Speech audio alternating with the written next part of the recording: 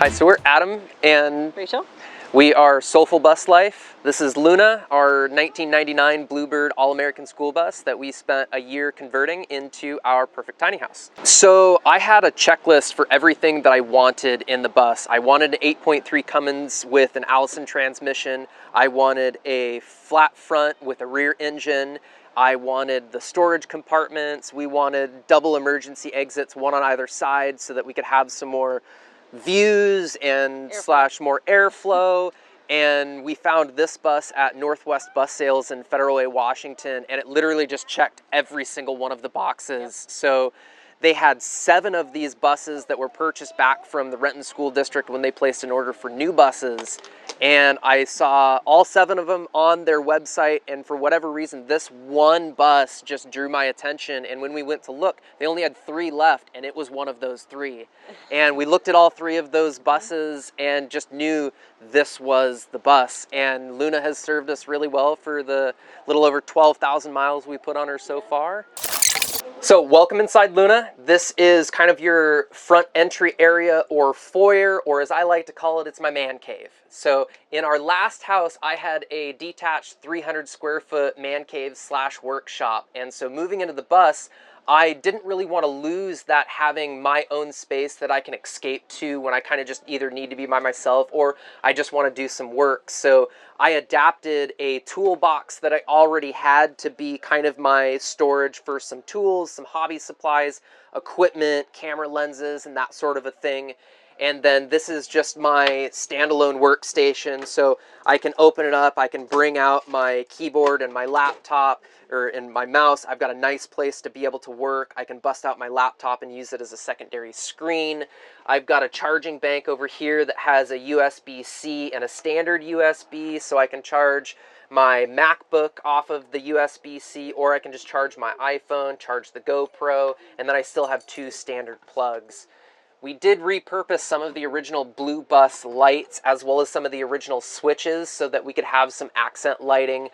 We did put LED bulbs in here so they're extra efficient as well. So a big question we get all the time is like, what do we do from the road for work to kind of pay for this lifestyle? And the last 9 years I've ran a home theater installation business back in Washington. That was my main business for a very long time. I'm working on shifting myself out of that business because it was not soulfully rewarding, if I should say. Financially it was rewarding, but as far as my soul goes, it definitely was not. So we do have a YouTube channel, Soulful Bus Life, as well as an Instagram channel that we have documented on the Instagram from day one when we got the bus all the way through the conversion and now that we've been traveling. And then our YouTube channel we have just started since we hit the road and are continually creating new content about bus life. We've got a lot of really good tutorials on building your own window screens for your buses, how to build a composting toilet for your bus, all about our solar system and how we put that together and how I installed our new inverter under the couch storage area. So we're really trying to just help people learn from our mistakes so it can make your conversion that much easier and doesn't have to be the painstaking learning curve. Like, you know, let my mistakes and financial costs help you to save money in the long run. That's really kind of our whole goal with our YouTube channel, is to really just kind of bring light onto this process can be as easy or as difficult as you want to make it. I personally like the motto of let's work smarter, not harder. So if I can find a better way of doing things, I'm all about doing that. And that's kind of like one of the things with creating a nice station to work while on the road is so that I do actually want to work. If I don't have a nice area to be able to do that, I'm not really going to want to do it, and you know, that just makes that much more difficult. We also kind of I do a little bit of artwork, as well as I'm getting back into my passion of photography. So that's something that we're going to be offering as we go to more fairs, is offering some of our artwork photography for purchase, as well as people to be able to use for like stock footage and things like that. So that's kind of really my side hustle that I'm working to get to, is to really get into, just when I was a little kid, my dream was to be a professional photographer for National Geographic. So now it's living my dream life, so might as well pursue the original dream that I had as a little kid and do something that actually is soulful, hence Soulful Bus Life, but filling my soul. And if you enjoy doing what you do, it doesn't feel like work. If you don't enjoy doing what you do, it feels like work, and a lot of times it just feels like misery. So then you just don't want to do it, and you're unhappy, and all of that bleeds to every aspect of your life. So that was really our main goal with doing Bus Life, was so that I could shift away from working a job that I didn't like working as much anymore, so that we no longer have the same bills we used to have that required me to work that high-paying job. Now I can make significantly less money and just enjoy life and be happy doing whatever we want to do, whatever that day is, whether it's going out and filming a new YouTube video, or going out and riding our bikes, or just going and sitting in a chair and reading a book for the afternoon. That's Bus Life. This couch area I designed to be the space where Rachael and our dog Oakley could sit while we were driving safely. And because it is a seating area, it had to be storage too, right? So in the back here, we have storage for kind of our odds and ends, like bottles of WD-40 and things like that. I've also got our 12-volt electrical hub here. I have our main breaker disconnect for our shore hookup. And then in the bottom portion of this storage, there is more storage, but in the bottom area, this tray lifts up to expose our battery disconnect, some of our electrical wiring, and then underneath this tray is where our Victron Energy 3000 watt 24 volt inverter is. So this breathes through this electrical vent here, so it doesn't have any issues with heat in that regards, but this allows us to keep it by itself, keep it safe, keep it where there's no chance of water getting to it, but it is still easily accessible because this whole couch section can all be taken apart. So that if in the event we ever need to replace the inverter or make any alterations to the wiring, it's very easy to do. So we really like open floor plans, period, whether it's a tiny house or a regular house. So when we came up with the design for the bus, we wanted to make sure that we had this entry area that kind of is a separate area for me, but then going into here, this is the area where we just have our closets and our toilet and shower area. So this is the only dividing section within the bus. The rest of the living space is all a nice open area. So all these walls, their size was dictated by, these walls were dictated by the size of our shower pan, and these walls were dictated by the size of our composting toilet, and being able to have enough space so that you could come in here, sit down, and not feel super cramped. We decided to build our own composting toilet instead of going with like a separate or a Nature's Head, because to build this whole toilet only costs $233 with all of the supplies. We do have a tutorial on our YouTube channel on exactly how we built this toilet, with descriptions, links to all of the parts and pieces, but it's a urine diverter. It works exactly the same way as a Nature's Head. It has a fan that runs 24/7 that's always sucking air out of the unit, but it was a fraction of the money to spend, and at the end of the day, you're pooping in a bucket regardless. So whether it's a 5-gallon Homer bucket from Home Depot or it's a $1,000 bucket from Nature's Head, it's still a bucket. Yeah, so when we were designing the toilet area, we did design it around a window. So then we had a way to be able to crack open a window when somebody's using the bathroom, because no matter what, sorry, there's smells when you go to the bathroom. It is what it is.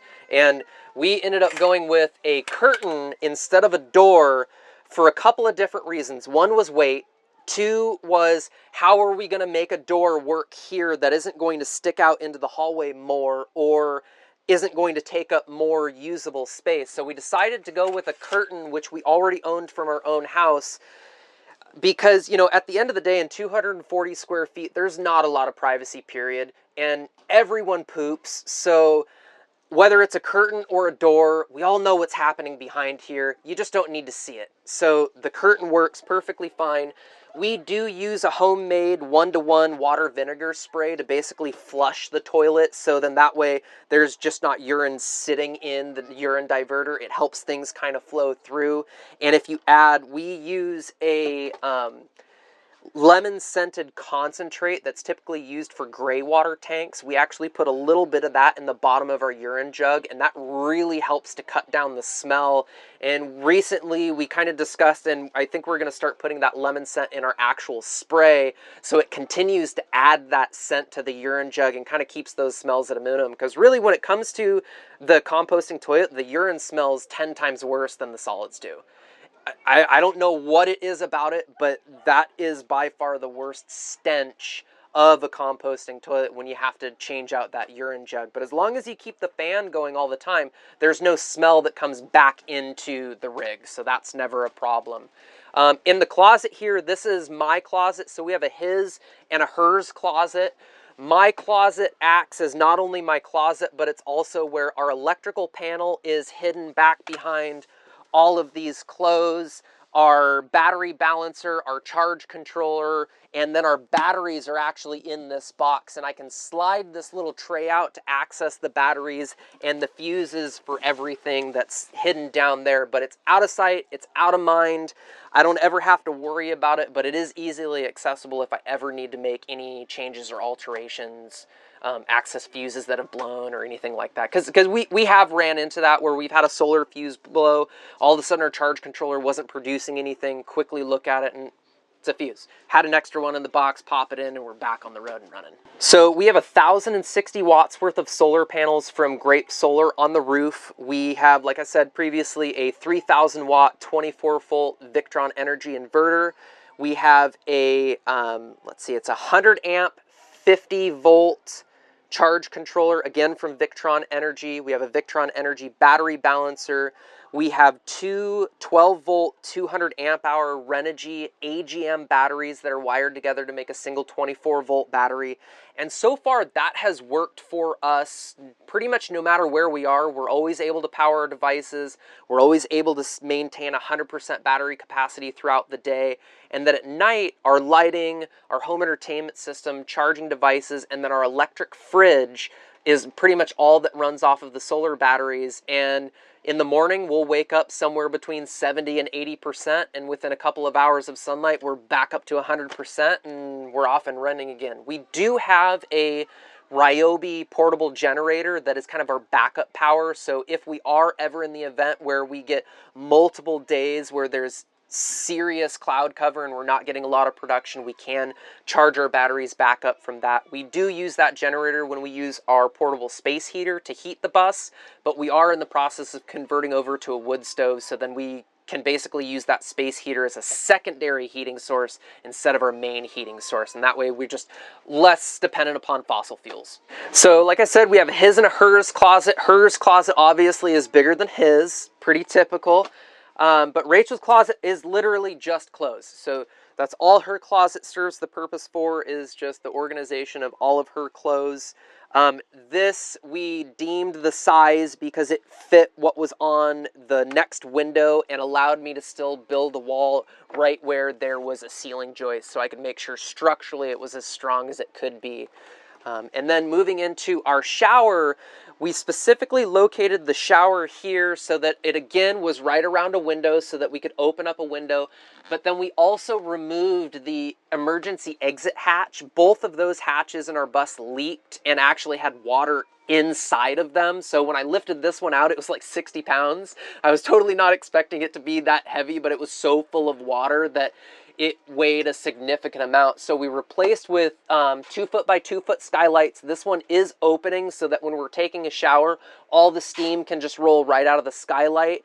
That way it's passive, so we don't have another fan consuming more energy just to suck the air out, which it's hot air. It's going to rise and go out anyways. So this really helps to make sure that we aren't over humidifying the inside of the bus just from taking a shower. This is a standard just fiberglass 32-inch by 32-inch shower pan. It was $100 at Home Depot. And then I just used fiberglass panels on top of 1/2-inch plywood. and then just plumbed everything with PEX piping, and it's a great little shower. It does not feel like you're showering in a small shower. I mean, I can get in here and show you that it's like full size. You have more than enough room to move around. I'm 5'7", so I still have more than enough ceiling height. And with this guy, you can angle it so that you can get it anywhere, or you can shower off however you want. This is one of those that has a stop flow button on it, so you can leave the hot water still going and it will cycle the water through the hot water heater to make sure that it still runs. I bought that thinking it was a good idea, but we just turned the water off because it still dribbles a little bit of water, and when you only have 80 gallons of fresh water and you're trying to make that last as long as possible, every bit of conservation that you can do is really going to be of great benefit. Because our preference for camping is boondocking. We like to be out in nature, enjoy solitude, and so we try and go for as long as possible, but our water and our food are always the things that kind of make us retreat back into civilization and have to go get new grocery store or fill up our water tanks at like a Pilot's or Love's or a Flying J or wherever we can. So when you first come into our living area, you can see we have no walls. We're a really open space. As Adam was saying, we really like the open floor plan. This was our pantry that has served us well, but we are actually going to be disassembling it, and our new wood stove from Mancave wood stoves is going to be going in here. So this is going to be kind of reconfigured very soon. We have our wood stove now, so we're going to be doing a little bit of a remodel of this particular section, but our cat litter box is still back here, and it will still be back here in the new setup. That way she can still go back and it'll be kind of secluded and out of the way, and it'll have one of those little fans like the composting toilet has, so it sucks all the air out. So that'll look a little different soon. All of the stuff that's in here, back in the rest of the kitchen, we actually built some new upper cabinets, which I'll show you momentarily as we scoot back. And basically all of this stuff is going to be able to now fit. We have cabinetry here. That back cabinet I actually was able to empty out, and I got rid of some more stuff as you're kind of continuous minimalizing your life. And this stuff will all be able to fit now back here because we basically created more storage back here. We used to have an open shelf like the one over here, but we got rid of the open shelf so that we had more efficient space with the open cabinets. So back here we've got a nice big countertop. This is our sink. We have a nice large sink that we absolutely had to have because it's just nice to be able to actually do your dishes in a normal size sink.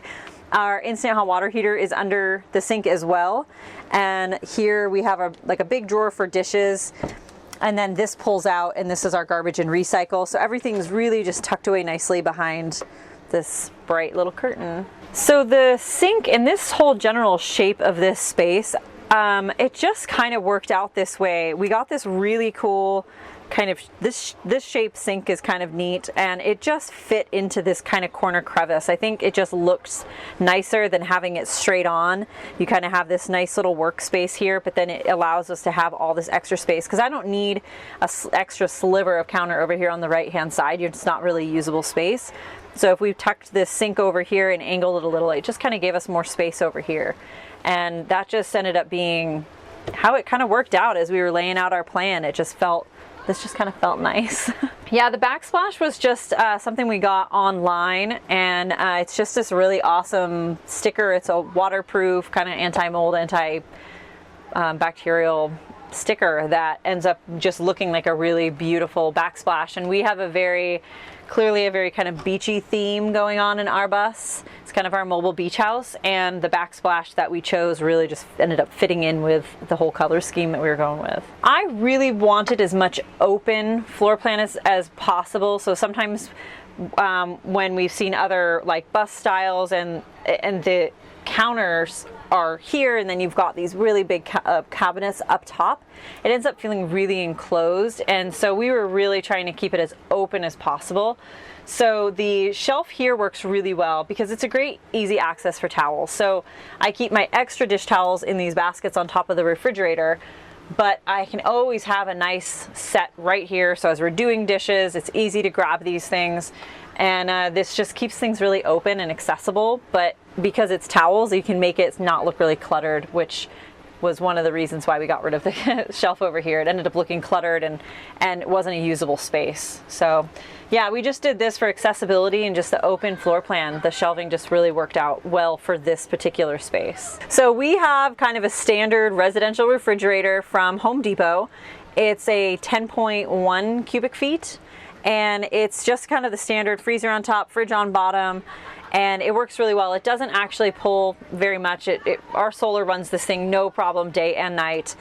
And yeah, it fits into the space great. We did make sure that if you take the doors off, if it breaks, it does fit out the emergency exit. That's one of the other things with the bus builds sometimes, is you want to make sure that your appliances, just because you get them in and then you build your walls, make sure you can get them back out in the chance that they fail, because it's a residential refrigerator. It's bouncing down a Forest Service road. There's a chance something could go wrong. So, but this has served us really well. It's got plenty of space in it. We have no issues powering it with the solar, and it kind of just fits our needs. That's why we went with a more standard size refrigerator, because we live a plant-based lifestyle, so we have a lot of fresh veggies that we keep, and we also have rabbits, so they also have like an entire shelf of veggies that they eat. So we just needed a big fridge. It kind of just fit our needs for our family. So our entire bus, realistically, when we started making our floor plan, it was all about our animals and what they needed. And from there, we kind of designed the floor plan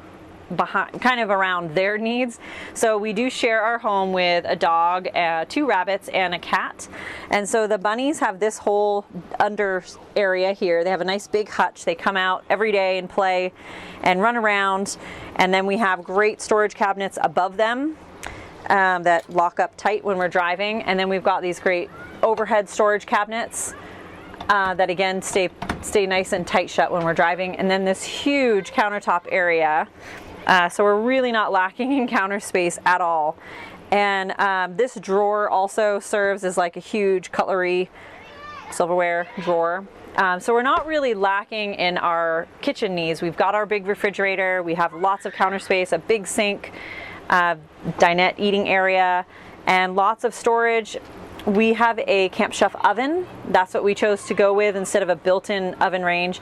This is great because it has 2 burners on top, and then we have our single burner over here, so I can use 3 burners if I need to.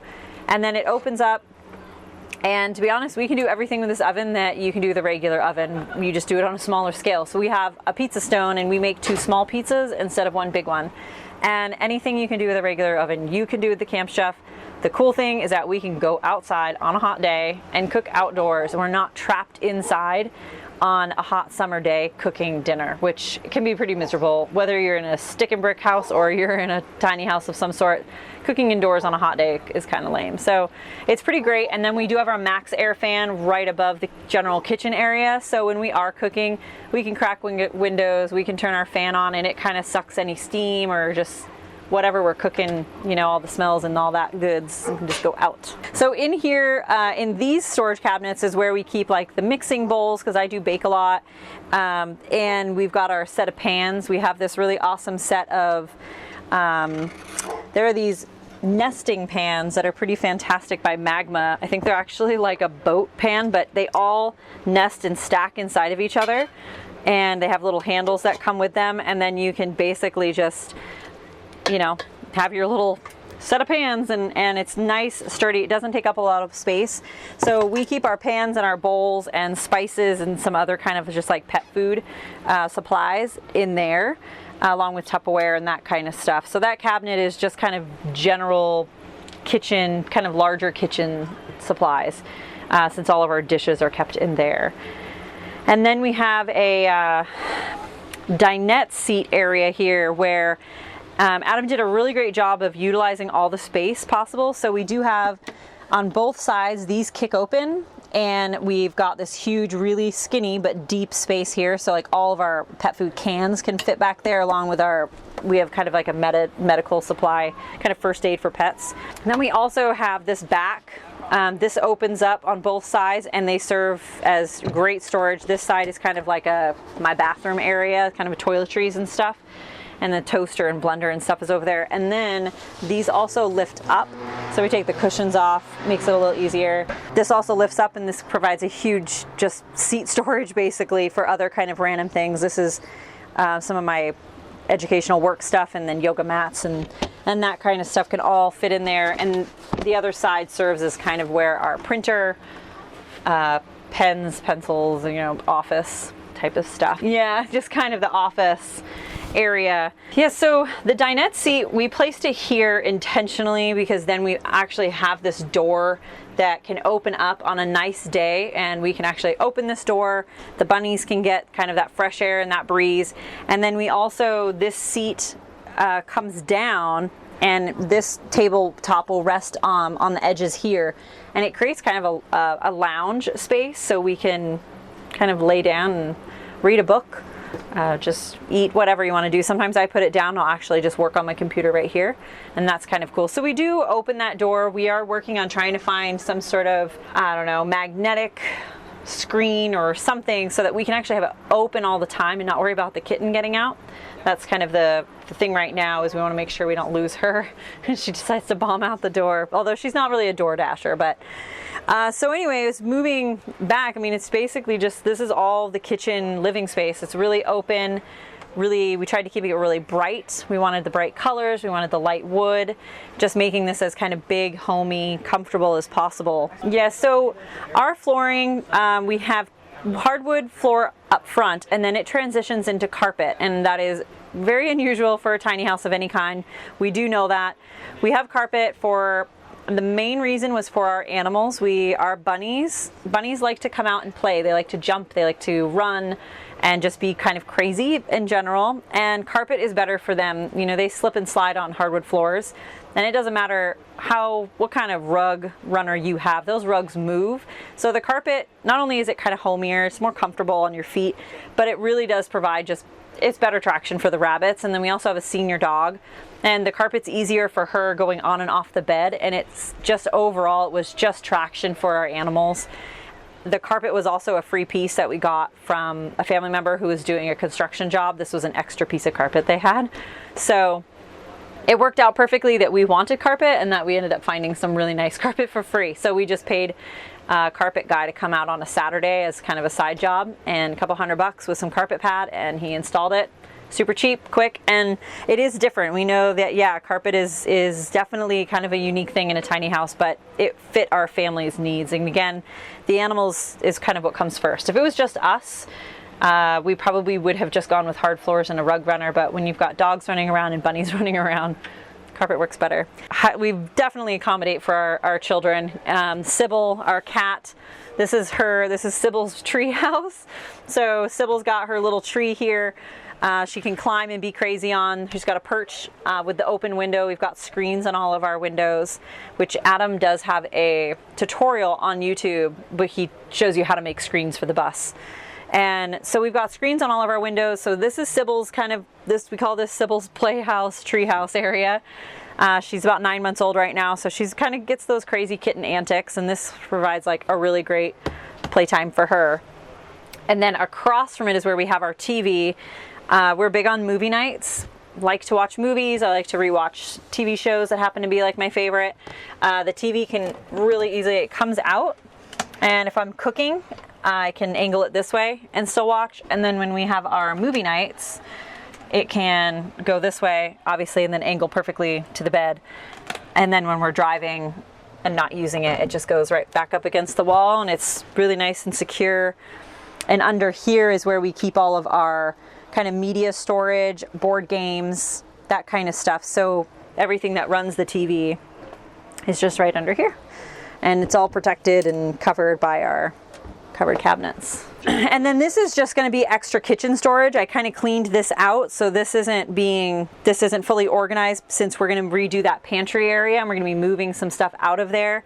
So I can probably I have a milk crate under here that I can probably put like all the baking supplies in, and then when I have a baking project, I can just take everything out at the same time. And that works really well. So everything, plenty of storage space kind of all around, and the movie thing, that was another, when you're kind of sitting down making your bus plan, it's sort of think about, if you have kids, whether they have 2 legs or 4, it's what do they need to be happy and comfortable in this new life, and then make a list of the things that you really want. We wanted a TV for movie nights, we wanted a big sink and a normal refrigerator. and our king size bed that we've always had. So we kind of just made our floor plan around those lists. It's like, what do the animals need and what do we kind of want and need to be happy? Because this is our full-time home, so it's not just a weekend getaway. And you can kind of deal with more if you're just doing it for a weekend. And this is your full-time house all year round. You want it to have all those comforts. And that's what we have. And so, like I said, we do have a king-size bed. It's underneath one of our fixed skylights. It doesn't open, unfortunately. We potentially will replace this with an opening one, but for now it doesn't open. But again, we can open all these windows with the screens on them and get a nice breeze. And then the bed lifts up really easily. Just lifts up on these hydraulic lifts, and then we have kind of extra storage under here. And then our 2 water tanks are on either side. So under the bed, as you can see, we do have, that's where we store our freshwater tanks, and it's 2 40-gallon tanks that gives us about 80 gallons, because the tanks are actually about 46 gallons each, but just because of where the water inlets are, we realistically just fill them about 40 gallons each.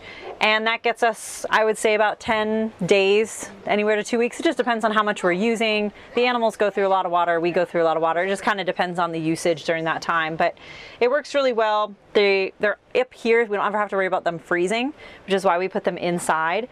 And it's really easy to open the bed and check our levels. So we can just open the bed, look on either side, and see how much water we have left. And it kind of helps us gauge our usage or when we need to plan to move and that kind of a thing. And then we've got our king size bed with Adam's. It's kind of a, again, with the his and hers, we have kind of a his and hers sides of the bed. So Adam has his wood area with his shelving and his crystals and stuff like that.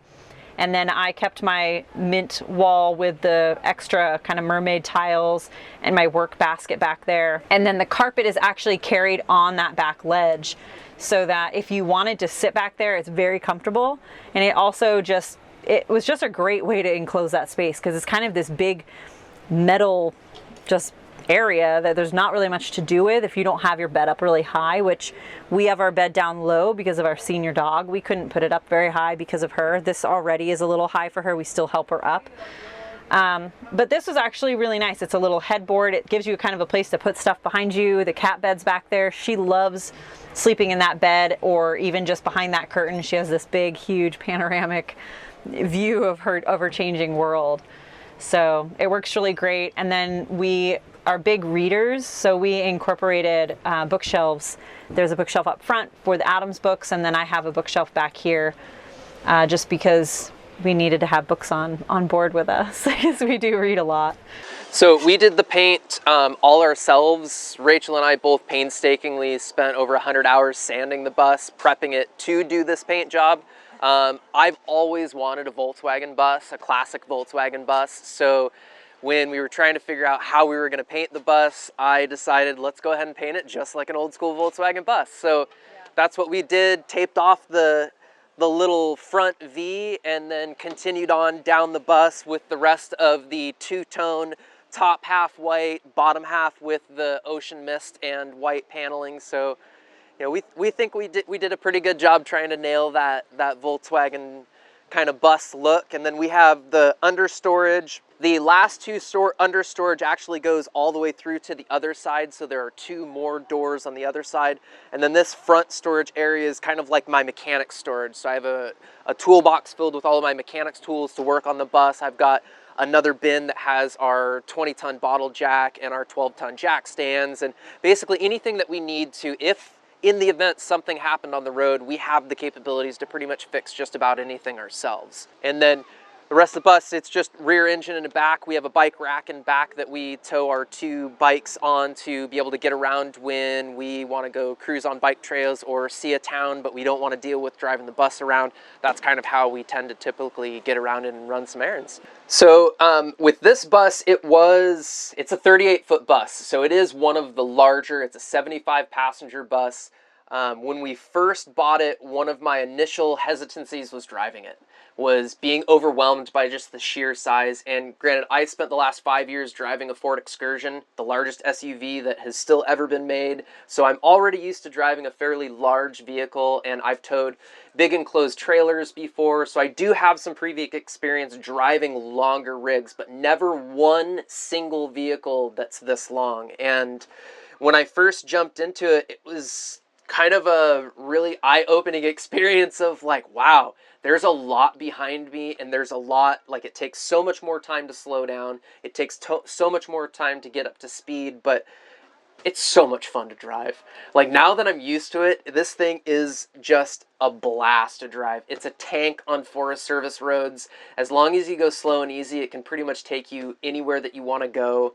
The biggest thing for me that I wanted to make sure when we got the bus was that it did have the 5 or 6-speed was my preference. I settled on the 5-speed Allison transmission, and I'm very, very happy that I did, because how this transmission is mated to the 8.3 is like the perfect absolute combo. I never feel like we don't have enough power to get up and go. I never feel like it's ever struggling at any point in time. You know, any vehicle that weighs a ton is going to slow down going up a hill. So that's just kind of something that every one of these buses is going to deal with. But I'm very, very happy. We cruise 70, 75 miles an hour on the freeway all day long, no issues. She'll do faster than that if I let her, but I try and keep her reined in at a fairly decent speed. But you know, there's really not much to driving this that's any different than driving a regular vehicle. You just need to know the vehicle's parameters and be aware of your surroundings. And especially when driving a vehicle like this, have patience. Have patience with yourself, have patience with the road, and have patience with the vehicle, because everything takes longer in a bus. So as long as you're not in a hurry and you're good to just cruise, bus life's amazing. So, the gauge cluster is factory. All of these gauges came with the bus, which it has your standard tach, it has your speedometer. Then we have gas gauge, we have gauge for our battery capacity, we have the amperage pull from the alternator, as well as we have gauges for temperature, oil pressure, and then the air pressure for the front and rear air brake system. So when you're running a bus that is running off of all air like ours is, it's air brake, the accelerator pedal is air, our bus door is all air.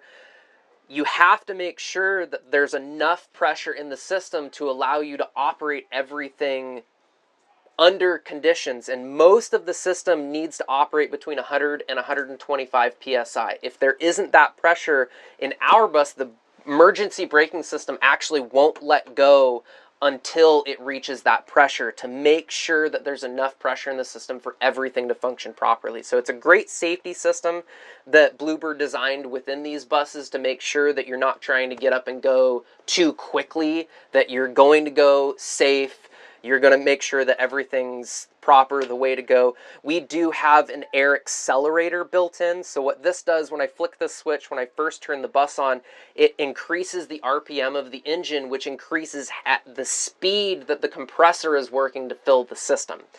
So that's a big benefit. We've also got our light switch on the front here. I did change all of our lighting to LED lighting, so not only is it more efficient electrically, but it is also much brighter going down the road and is much easier to see than the standard halogens that came with this thing, because there was no throw to the original headlights whatsoever. I'm sure your bus was probably exactly the same way. And then we've got our transmission control over here. It is all just a keypad touch control. We can individually select what gears we want to go. So if we're going down a hill, I can kick it down into 3rd gear and not have to feel like I'm having to constantly ride the brakes to slow us down. In this panel here, I did actually rebuild this. The original panel was completely full of switches from all of the old school bus things, so I utilized as much of the old switches as I could, but I kept what I needed: entry lighting, my fan to keep me cool, mirror defrost, front defrost. I have driver heat, and then I have front heat here as well for Rachael from when they're in back. We've got our bus door open and close, windshield wipers, front and rear fog lights, so when we're boondocking and trying to find a campsite in the middle of the night, having those fog lights has saved our butts so many times of just breezing right past a campsite that we could have parked at that I would not have been able to see with just the regular headlights. And then we do use a backup camera. I don't remember exactly the brand. We did find it on Amazon. This is actually the second backup camera that we tried. The first one I tried was a wireless system, and at 38 feet and having walls in between, it just was not an adequate enough signal to be reliable. And when I wired this guy in, I wired it so that when we turn our bus on, it acts as my rear view mirror. So it's running 100% of the time, whether I'm driving straight down the road or I'm backing up. And that really lets me monitor our bikes that are on the bike rack, and it also lets me see what's behind us. And if I'm being too slow and I've got a huge line of cars, I know I can pull over, let everybody go by, and then hop back on the road. So I definitely would recommend, if you have a longer bus, just do a hard-lined backup camera. It's going to be more reliable, and all of the backup cameras, for the most part, are going to use the exact same wire. So down the road, if the rear camera ever goes bad or this screen ever goes bad, you'll still be able to use that same line running through to upgrade to a newer system. But this system was pretty inexpensive. I think it was like $100 on Amazon and super easy to install. It is a 2-channel camera system, so I can actually add a second camera somewhere else and be able to either do split screen and see both at the same time, or I can cycle back and forth. Other than that, the only thing that I would say that I've seen a lot of schoolies do, where when they're going through the gut process, they decide that they're just going to remove all of the heating equipment whatsoever. And my advice is, you're going to drive through the rain, you're maybe going to drive through the snow. This windshield is going to fog up and you're going to need defrost. So at least make sure that you're leaving the defrost and some way to be able to heat yourself up when you're driving down the road and can't run your space heater or your wood stove at the same time. And, you know, it's here for a reason. You might as well use it while it's already here instead of having to figure out a way of fixing it later on. Just leave it, use it, and we removed all of the heaters further back in the bus that were hooked up to the coolant system and literally just left what's up here.